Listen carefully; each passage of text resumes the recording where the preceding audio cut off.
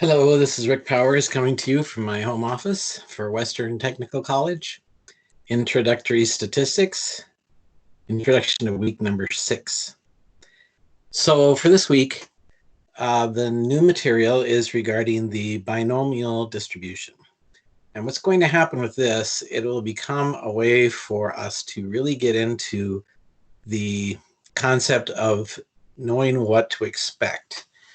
One of the biggest applications of this is in surveys when you ask people a yes or no question. Have you been to the doctor in the past year? And then you get a percentage, but you don't know how accurate that percentage is because you're just taking a sample.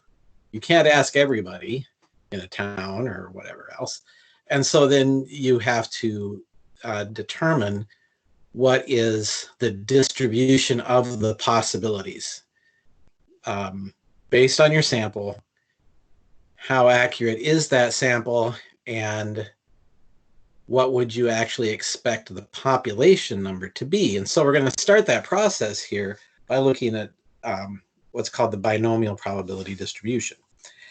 Now, the textbook and many other websites will go through a relatively complicated explanation of how probability and something like flipping a coin leads to a pretty complicated formula for the binomial distribution. I'm not interested in that formula that much. I would much prefer that you are able to get the numbers into the formula, get the correct number out of the formula, and that you understand what that number is telling you, as opposed to knowing where the formula came from. So I created another video, which goes, my advice to you is to not do the formula, but to use the technology. And so then based on that, hopefully you can get a grasp on what the numbers actually mean. And then the project, which will be coming up later, will use this when we talk about using the empirical rule and figuring out the interval of expected values that we get from that.